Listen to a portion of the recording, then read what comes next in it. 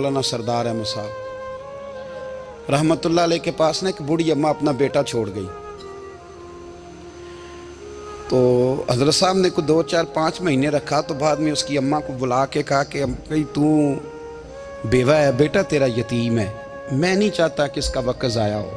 ये पढ़ने वाला कोई नहीं, सारे नहीं भाई पढ़ने वाले होते। अब यहाँ उलमा बैठे हैं, मैं बेअदब भी ना हो जाऊँ।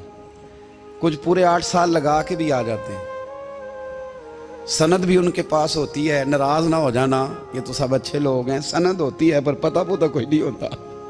ये आला हजरत ने लिखी है बात। सनद होती है, पूरी डिग्री होती है, उस पर कई लोगों के साइन भी होते हैं। तो बहुत सारे तालिब इल्म ऐसे होते हैं जो मदारस में कहते हैं मैं फाजल फलां हूँ, लेकिन कोई शय पास। तो मौलाना सरदार अहमद साहब मुहद्दिस आज़म पाकिस्तान रहमतुल्लाह अलैह उस बूढ़ी को कहने लगे तेरा बेटा कुंद देना है, पढ़ना पढ़ाना इसने कुछ भी नहीं। तो यतीम बच्चा है, कल को तू कहेगी कि मेरे बेटे ने वक्त ज़ाया किया तो वापस ले जा। बूढ़ी अम्मा रोने लग गई, कहने लगी मैं पढ़ाने तो नहीं लाई थी, मैं तो आपको रब का वली समझती हूँ, मैं तो नौकरी कराने लाई थी।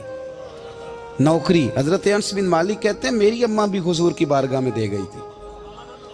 हुजूर की बारगाह में ये नहीं कहा था कि या रसूलल्लाह पढ़ा दें, हाँ हाँ मैं जिम्मेदारी से बात कर रहा हूँ। ये नहीं कहा था हुजूर मुजाहिद बना दें, ये थोड़ी कहा था कि या रसूलल्लाह सल्लल्लाहु तआला अलैहि वसल्लम से मुफस्सिर मुहद्दिस मुहक्किक मुफ्ती बना दें।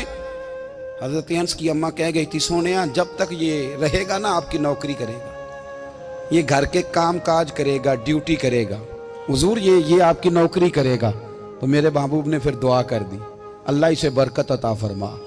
तुम समझता है खिदमत वाला खाली रह जाता है?